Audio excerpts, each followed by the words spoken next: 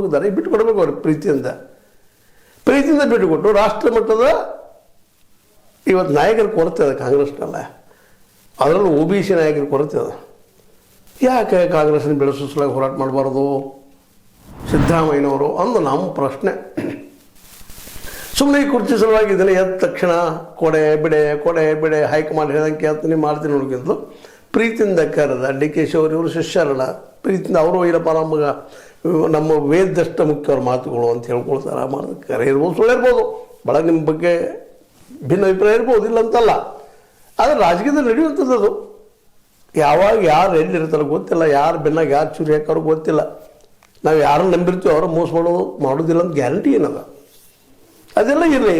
ರಾಜಕೀಯವಾಗಿ ಇವತ್ತು 2ನೇ ನಂಬರ್ ಇರ್ತಿರೋದು DK ಶಿವರ್. ನೀವು ಮಾಡೋ ಕೆಲಸ ಅವ್ರು ಮಾಡ್ತಾರೆ, ಅಂದ್ಬಿಟ್ಟು ಅವ್ರು ಮಾಡೋರು. ಅವರು ಜಾತಿವಾದಿಗಳಿದ್ದಾರೆ, ವಕ್ರ ಲಾಬಿ ಮಾಡ್ತಾ ಇರ್ತಾರೆ, ಮೇಲ್ಜಾತಿಗಳ ಬಗ್ಗೆ ಲಾಬಿ ಮಾಡ್ತಾ ಇರ್ತಾರೆ, ಧರ್ಮಸ್ಥಳದ ಬಗ್ಗೆ ಅಲ್ಲಿ ತಪ್ಪುಗಳಾದ ಮುಚ್ಚಾಕುವಂಥ ಪ್ರಯತ್ನ ಮಾಡ್ತಾ ಇರ್ತಾರೆ, ಷಡ್ಯಂತ್ರ ಅಂತ ಕರಿತಾರೆ ಅದಕ್ಕೆ.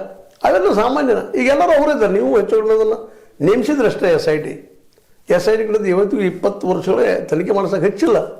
ಒಬ್ಬ ಮುಖ್ಯಮಂತ್ರಿಯಾಗಿ ಮಾಡಿಸ್ಬೇಕಾಗಿತ್ತು, ಅದನ್ನು ಮಾಡಿಸಿಲ್ಲ. ಮತ್ತು ನೀವೇನಾದ್ರೂ ಡಿಫ್ರೆಂಟ್ ಇಲ್ಲ ಅದ್ದೀರಿ ಅಂತ ಹೇಳೋಕ್ಕಾಗೋಲ್ಲ.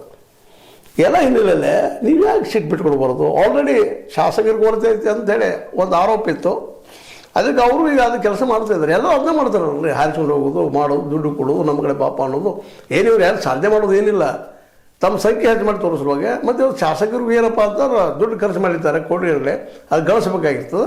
ಸಿದ್ದರಾಮಯ್ಯಗೆ ಬೇರೆದಾಗ ಅವ್ರಿಗೆ ಸಿದ್ಧಾಂತವಾದಿಗಳ ಎಲ್ಲೋ